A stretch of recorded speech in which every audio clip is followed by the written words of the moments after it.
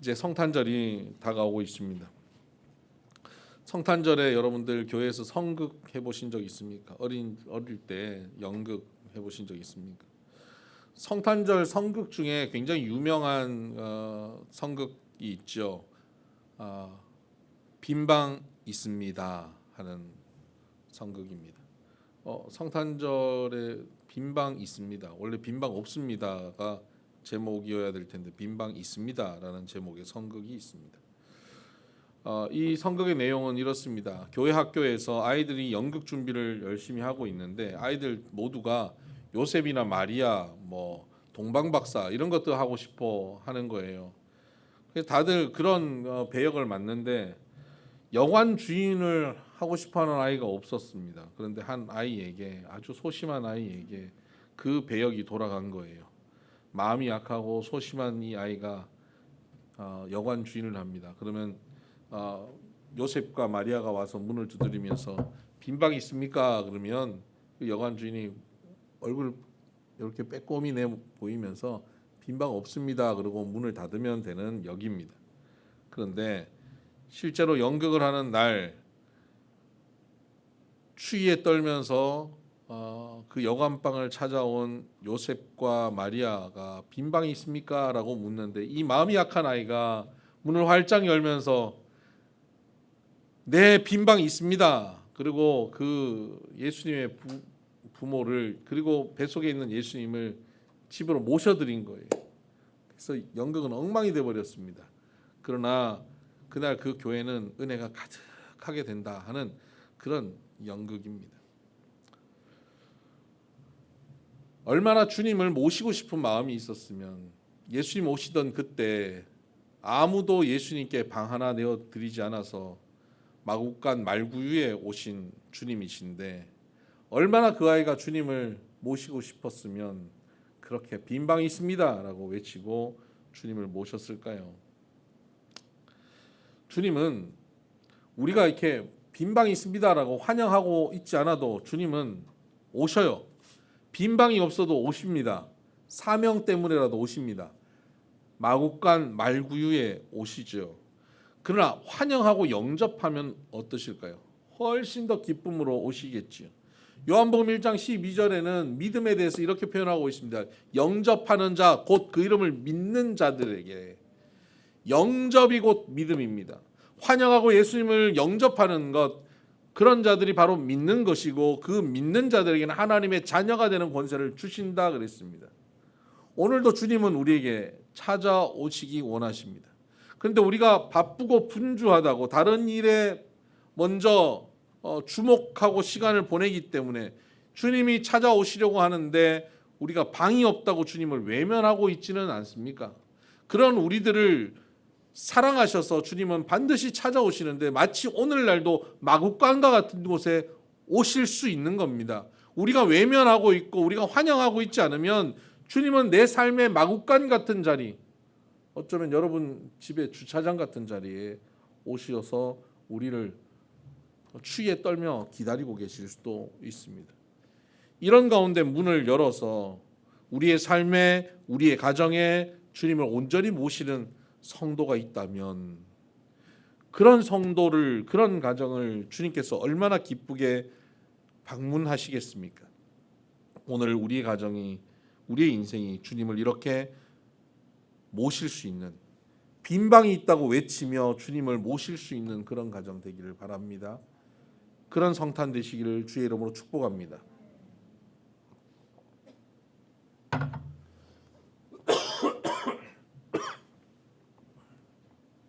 이 히타를 목사님, 권 목사님 앞에 히타를 좀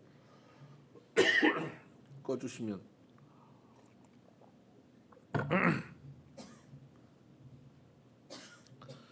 네, 오늘 우리가 읽게 되는 이 본문에는 예수님이 편안히 임하시는 동네가 나옵니다.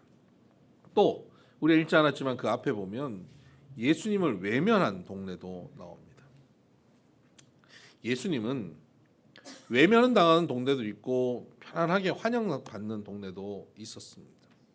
그러면 예수님께서는 환영하는 동네만 가실까요? 그렇지 않죠. 아까 말씀드린 것처럼 예수님은 사명을 감당하기 위해서 환영하지 않는 동네에도 또 만나고 싶지 않는 사람이 있어도 싫은 사람이 있어도 찾아가십니다. 바리새인과 제사장들 같은 사람들 별로 만나고 싶지 않았었을 겁니다. 그런데 그들을 찾아가시고 성전을 엎어놓으시고 그들에게 경고도 하십니다. 골고다 언덕 십자가의 자리에 주님도 가시기 싫었습니다. 그러니까 겟세마네 동산에서 밤새 기도하시면서 이 잔을 내게서 옮겨달라고 구하셨죠. 그럼에도 불구하고 그 자리로 나아가십니다. 사명을 감당하기 위해 가신 겁니다.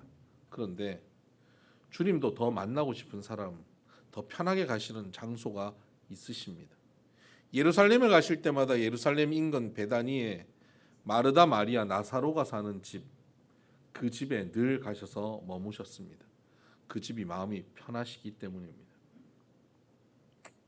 좀 중요한 자리를 갈 때는 12 제자들을 다 데려가지 않으셨습니다. 그 중에서도 제자들 중에 좀 편안하게 데리고 갈 수 있는 친구들 베드로, 요한, 야고보 3명을 데려가셨습니다. 주님도 편애하셨나요? 아니요. 주님을 편애하신다고 말하기에는 주님의 사랑은 너무나 크고 놀랍고 위대합니다. 그 사랑이 편애라고 말하기는 어렵습니다. 그러나 주님께서 좀 더 편하게 여기는 사람과 장소와 공동체는 존재한다는 것이죠. 오늘 우리도 그렇지 않습니까? 우리도 어떤 일을 할 때 사업을 하거나 장사를 하더라도 좀 편하게 만나는 사람이 있고 직장에서도 좀 편하게 같은 일을 하더라도 그 사람 만나서 일을 할 때 편한 사람이 있는가 하면 같은 일을 하는데 굉장히 불편하고 굉장히 억지로 해야 하는 그런 상황도 있지 않습니까? 주님께서도 이 땅에 우리에게 사명을 감당하러 오셨지만 그 사명을 감당하러 오신 주님께서 편안하게 만나주시고 편안하게 찾아가시는 곳이 있는가 하면 어금니 꽉 깨물고 찾아가야 되는 그런 사람도 있다는 겁니다. 여러분들은 어떤 분들입니까? 여러분의 가정은 어떤 가정입니까? 주님께서 언제든 편안하게 찾아가실 수 있는 곳입니까? 아니면 어금니 꽉 깨물고 억지로 찾아가서 머무셔야 되고 때로는 그 집 주차장에서 기다려야 되는 그런 가정입니까? 그런 인생입니까? 오늘 본문에 나오는 가나라고 하는 동네는 주님께서 편안하게 찾아가신 동네입니다. 사실 주님은 예루살렘에서 내려오시면서 사마리아를 지나셨습니다. 사마리아에서 이틀 동안 말씀을 증거하고 그 사람들과 깊은 교제를 나누셨습니다. 그리고는 이제 갈릴리 지역으로 가서 말씀을 전하려고 하십니다. 이제 예수님의 사역, 본격적인 사역이 갈릴리에서 펼쳐지는데 그 갈릴리 지역으로 가시는데 먼저 지나가시는 곳이 고향이었습니다. 나사렛을 거치고 갈릴리로 가게 되어 있는 겁니다. 그런데 나사렛은 예수님의 고향이었습니다. 그곳에서 많은 사람들이 예수님의 말씀을 듣고는 은혜를 받았다고 성경은 기록하고 있습니다. 이 요한복음이 아니라 마가복음과 누가복음을 보면 이 사람들이 예수님의 말씀을 듣고 그 말씀을 기이 여기고 은혜의 말씀을 받아들였다고 기록하고 있습니다. 그런데 그 말씀을 들었던 그 나사렛에서 이제 좀 더 깊은 말씀, 좀 더 은혜로운 말씀, 더 진리의 말씀이 선포되었을 때 그들이 예수님을 환영하지 않습니다. 거부합니다. 심지어 예수님을 폭행하려고 합니다. 마가복음 6장 5절에 보면 거기에서는 아무 권능도 행하실 수 없었다라고 기록하고 있습니다. 예수님은 전능하신 하나님이십니다. 얼마든지 권능을 행하실 수 있는 분입니다. 그런데 예수님을 거부하는 분위기, 예수님을 불편하게 만드는 분위기의 공동체, 장소, 그런 사람들 속에서는 그 권능을 행하실 수 없다고 말씀하셨습니다. 반면 그 나사렛을 떠나서 예수님께서는 가나라는 동네로 찾아가십니다. 불편한 곳을 떠나서 편안한 동네로 가시는 것이죠. 가나는 어떤 곳입니까? 전에 예수님께서 아직 때가 되지 않았다고 하는데도 어머니 마리아가 부탁을 해서 혼인 잔치집에서 물로 포도주를 만든 곳이 가나입니다. 예수님의 첫 이적이 행하여진 동네. 혼인 잔치집의 하인들이 예수님 말씀에 전적으로 순종함으로 놀라운 능력이 나타났던 곳입니다. 예수님을 향한 신뢰가 가득한 동네죠. 순종을 통하여서 하나님의 은혜를 경험한 동네입니다. 이런 곳에 예수님은 편안하게 찾아가시고 이런 곳에 더욱 머물기 원하시는 겁니다. 오늘 우리는 어떻습니까? 우리 교회, 우리 가정, 우리의 삶에 주님은 평안하게 오시는 곳입니까? 아니면 정말 눈 딱 감고 입을 한 번만 하고 어금니 꽉 깨물고 찾아오셔야만 하는 곳입니까? 성탄을 앞두고 우리 공동체에서 주님을 편안하게 모실 수 있는 곳이 되어 여기 빈 방이 있습니다. 오시옵소서, 영접합니다. 환영합니다라고 예수님께 말씀드리고 모실 수 있는 그런 공동체, 그런 가정 되기를 주의 이름으로 축복합니다. 어떤 곳을 주님께서는 가시기 불편해 하셨습니까? 나사렛입니다. 나사렛이 왜 불편합니까? 그 사람들의 특징은 예수님을 너무 많이 안다는 겁니다. 어려서부터 예수님이 자란 것을 압니다. 예수의 부모가 누구인지를 압니다. 그래서 자신이 갖고 있는 선입견, 생각으로 미리 예단하고 사는 사람들입니다. 미리 예수님을 자기 생각으로 판단하는 겁니다. 신앙생활을 할 때도 이런 분들이 계십니다. 너무 교회를 잘 알아요. 성경도 많이 알아요. 교리에 대해서 나름 많은 지식을 갖고 있습니다.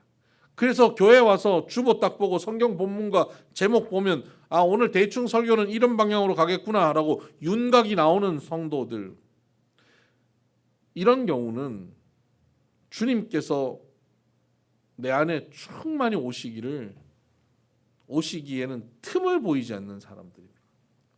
나 스스로 주님을 다 판단해버리는 겁니다. 나 스스로 하나님의 은혜와 하나님의 역사를 판단해버리는 겁니다. 자기의 입장과 자기 주장이 너무 분명합니다. 고집스럽습니다. 나사렛 사람들이 그랬습니다. 예수님의 말씀을 처음 은혜스럽게 여겼지만 점점 그 말씀이 부담스러운 말씀이 전해지자 그들이 예수님을 거부합니다. 그리고 공격합니다. 그리고 동네 낭떠러지 어귀까지 끌고 가서 예수님을 죽이려고 했다고 성경은 기록하고 있습니다. 자신의 생각과 맞지 않고 받아들이기 어려운 말씀 앞에 여러분은 어떻게 반응하고 있습니까? 예수님께서 불편해하는 동네, 불편해하는 공동체는 말씀에 대해서 어떻게 반응하느냐에 따라서 결정되어집니다. 여러분 말씀을 들을 때에 부담스럽고 불편하고 그 순간 동의하기 어려운 하나님의 말씀이 전하여지고 읽어질 때 그 말씀이 어렵지만 순종하려고 무릎을 꿇으십니까? 아니면 그건 아니지 라고 고개를 흔드십니까? 저는 한 성도님이 그런, 우리 교회는 아닙니다. 제가 미국에서 목회할 때였습니다. 한 성도님이 말씀을 나누는 자리에서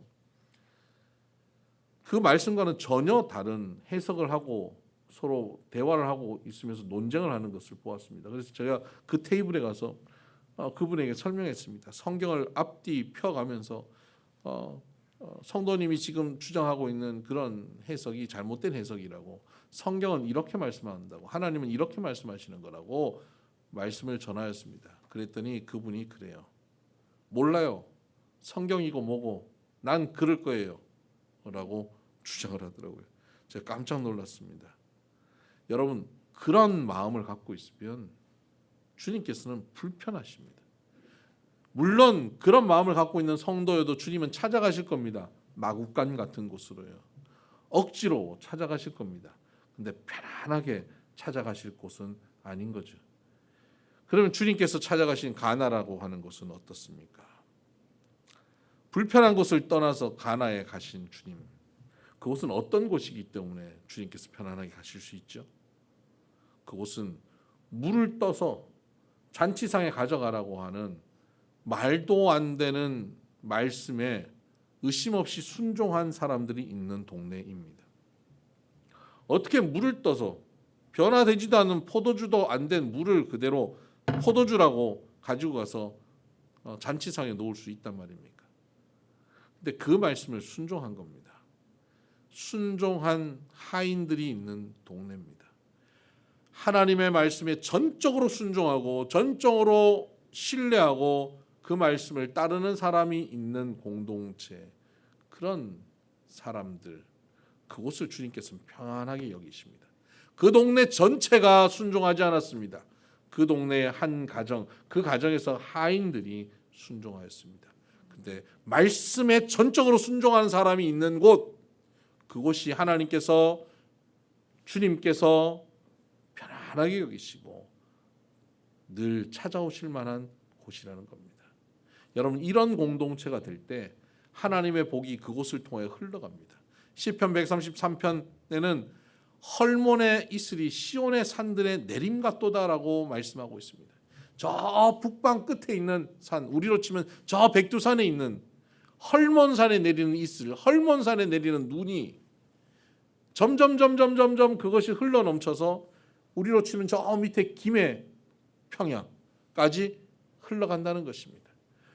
이스라엘은 저 북쪽의 헐몬산에 이슬이 내리는지 눈이 내리는지 저 남쪽에 있는 유다 광야는 알지 못해요. 그런데 그곳에 내린 그 이슬이, 그 눈이 유다 광야의 복으로, 기름짐으로 흘러가는 것입니다. 여러분, 주님께서 편안하게 들어가는 공동체, 편안하게 들어가시는 가정, 주님께서 편안하게 임재하시는 가나 같은 공동체는 복이 흘러가게 하는 공동체입니다. 우리 교회와 우리 가정이 이렇게 복이 임하고 흘러가게 하는 공동체 되기를 바랍니다.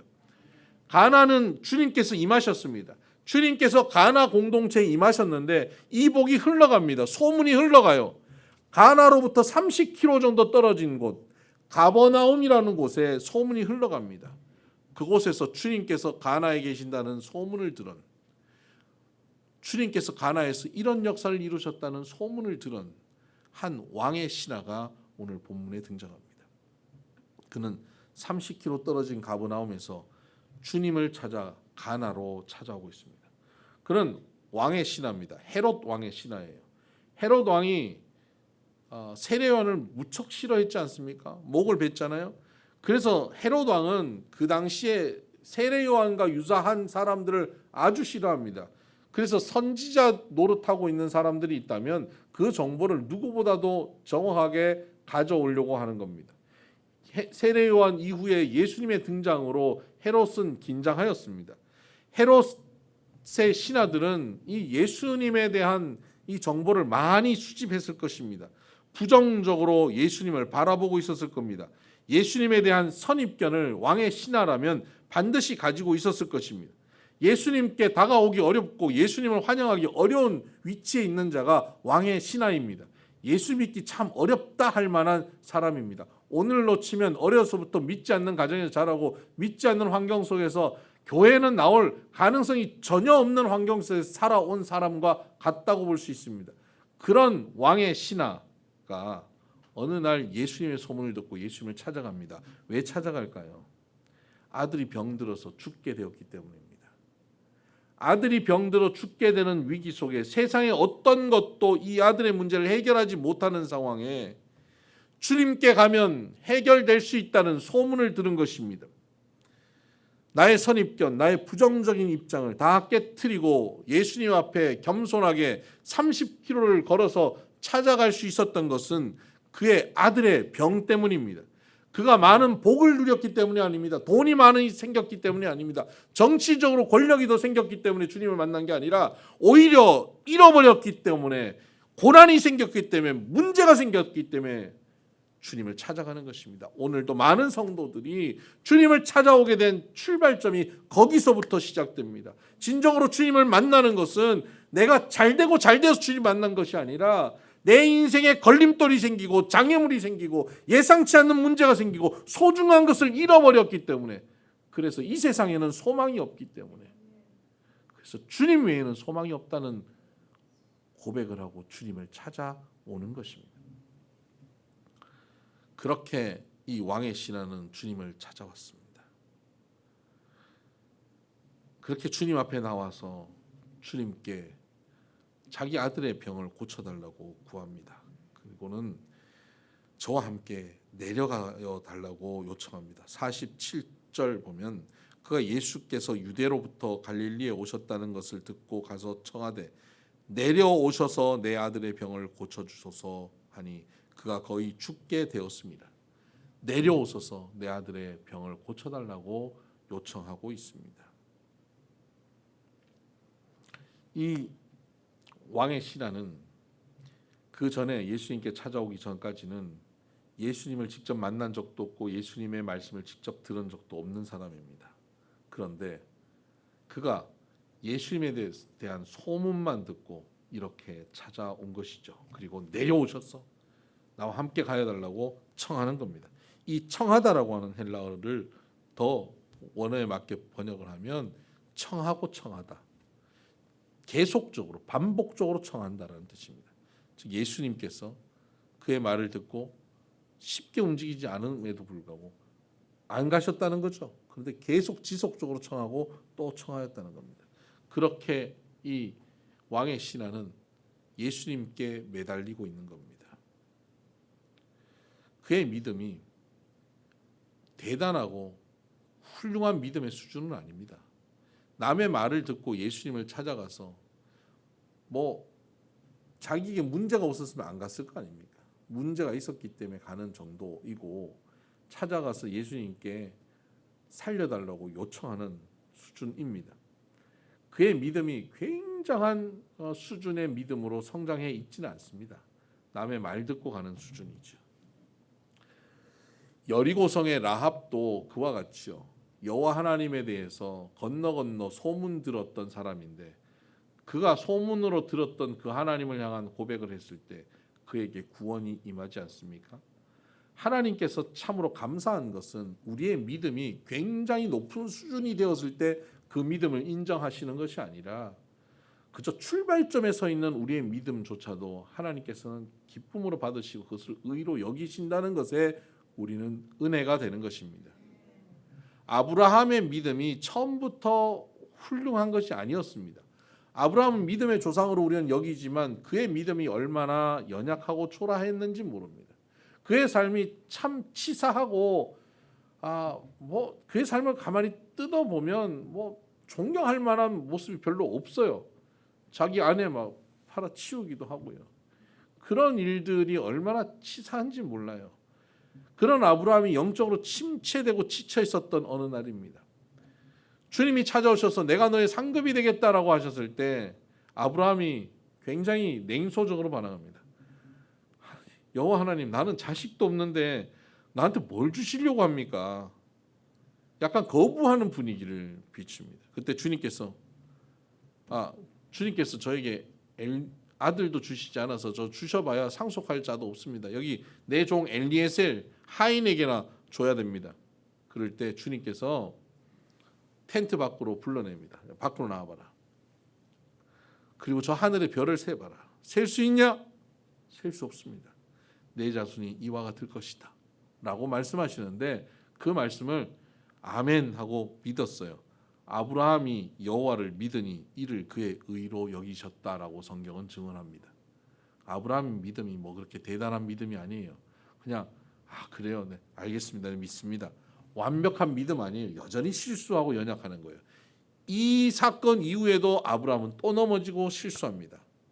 그의 믿음이 온전하여져서 주님께서 참으로 인정하는 믿음에까지 자랄 때는 수십 년이 흘러서 모리아산에 이삭을 바칠 때쯤 이제야 네가 나를 경외하는 줄 아노라라고 하나님께서 말씀하시죠. 그 전의 모습입니다. 이 모습은 되게 초라하고 연약한 모습입니다. 그런데 이것을 의로 여겨주셨다 하는 것입니다. 여러분, 우리의 믿음의 수준은 어떻습니까? 지금 가나에 찾아온 왕의 신하의 믿음이나 우리의 믿음이나 큰 차이 없지 않습니까?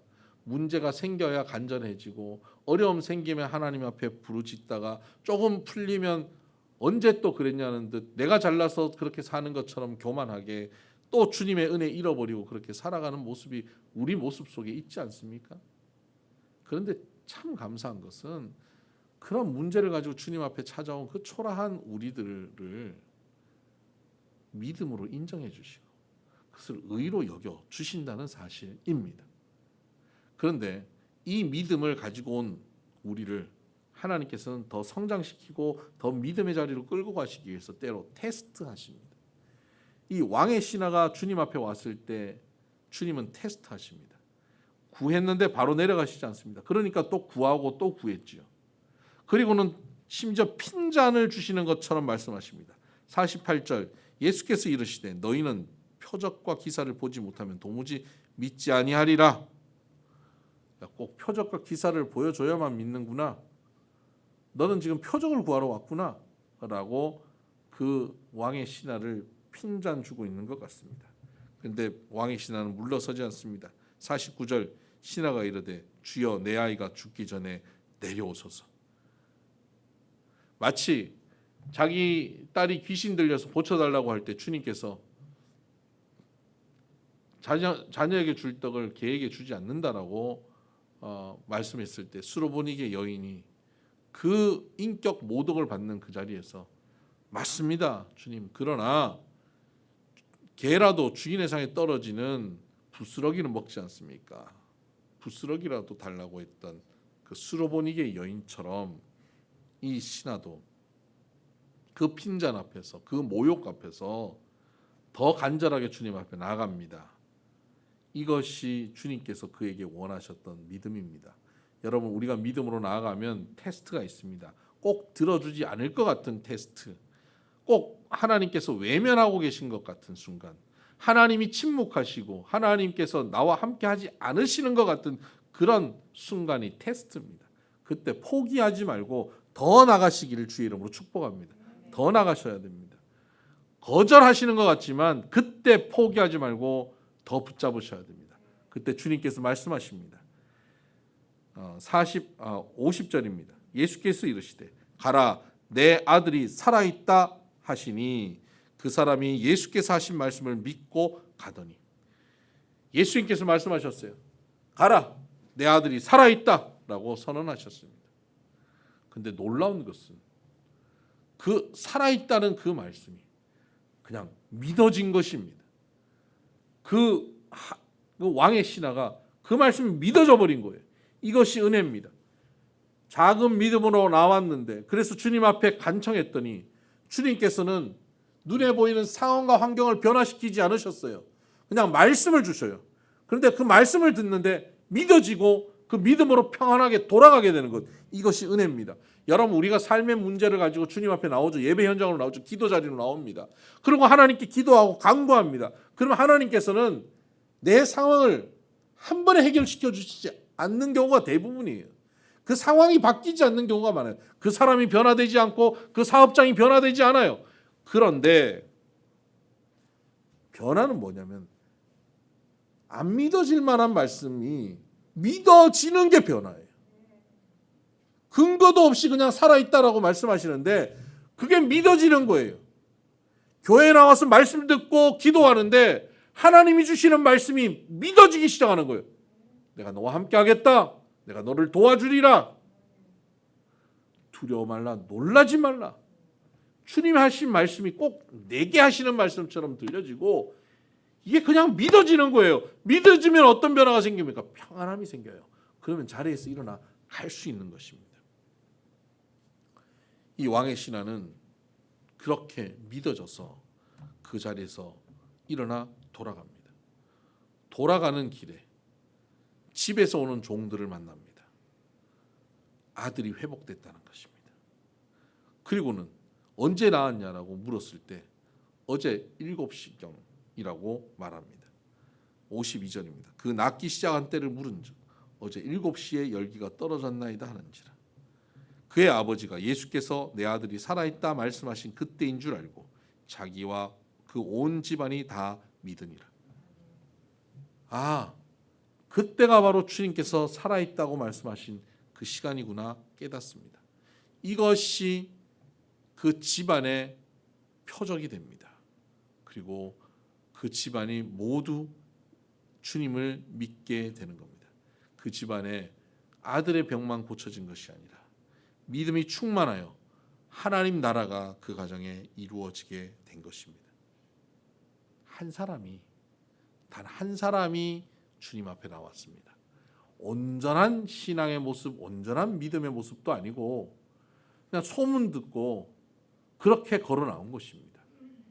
그렇게 걸어 나와서 주님을 만나고 주님의 말씀 가운데 은혜를 받고 나니까 문제가 해결될 뿐만 아니라 그 가정 전체에 믿음이 생긴 것입니다. 다시 말하면 주님께서 평안하게 들어가실 수 있는 그런 공동체가 되어버린 겁니다. 말씀을 듣고 말씀에 순종하고 말씀으로 평안함을 누리는 한 사람이 있다면 그 사람 때문에 그 가정이 변화되는 것입니다. 그래서 바울은 빌립보 감옥에서 간수에게 이렇게 얘기합니다. 주 예수를 믿으라. 그리하면 너와 내 집이 구원을 얻으리라. 예수는 내가 믿고 나 혼자 구원받는 것이라고 우리가 생각하지만 그렇지 않아요. 내가 예수를 제대로 믿으면 나와 내 집이 구원을 얻게 되는 것이에요. 내가 예수를 제대로 믿으면 예수를 믿는 이 은혜와 이 믿음의 복이 흘러가게 되는 것입니다. 가나 지역이 예수를 제대로 믿고 예수님이 평안하게 여기는 동네가 되었기 때문에 그 가나를 통하여 게세마네까지 가버나움까지 복이 흘러 내려가고 가나를 통하여 갈릴리 온 지역에 복이 흘러간 것처럼 이 왕의 신하 한 사람이 믿음을 가지고 말씀으로 은혜를 받고 나니까 이 한 사람 때문에 그 집안 전체에 믿음의 복이 흘러가게 된 것입니다. 여러분, 오늘 우리의 가정에서, 우리 교회에서, 여러분의 직장과 사업장과 삶의 자리에서 여러분 한 사람이 가나의 혼인잔치에 물을 떠간 종처럼 오늘 이 본문에 나오는 왕의 하인처럼 말씀을 붙잡고 순종하는 사람이 되시기를 주의 이름으로 축복합니다. 그렇게 될 때 여러분 한 사람 때문에 복이 흘러갈 것입니다. 헐몬산의 이슬 같은 역사가 여러분의 삶에 일어날 것입니다. 내가 은혜로, 내가 믿음으로 바로 서게 되면 우리 가정이, 우리 공동체, 우리 교회가 은혜로 충만하여질 것이고 우리 교회와 가정이 충만하여지면 우리가 살고 있는 이 지역이 은혜로 충만하여 또 복이 흘러가게 될 것입니다. 그리하면 우리 때문에 이 나라 이 민족이 살 수 있습니다. 성탄절을 맞아서 교회에서 예배도 제대로 드릴 수 없는 상황에 우리는 놓여 있지만 이럴 때 우리는 더욱더 우리의 마음을 활짝 열고 주님께 한 걸음 더 나아가십시다. 그리고 혹시 말씀을 내가 거부하거나 내가 판단하거나 나의 교만함 때문에 예수님께서 우리의 가정에 임하시는 것이 불편하게 여기시지 않는가라고 생각이 든다면 회개하십시다. 그리고 겸손히 주님 앞에 나가십시다. 주님 앞에 여기 빈 방이 있습니다. 우리 가정에 준비된 방이 있습니다. 오셔서 이곳에 머물러 주시옵소서. 언제든지 이곳에 충만히 거하여 달라고 구하는 저와 여러분 되기를 주의 이름으로 축복합니다. 기도하십시다.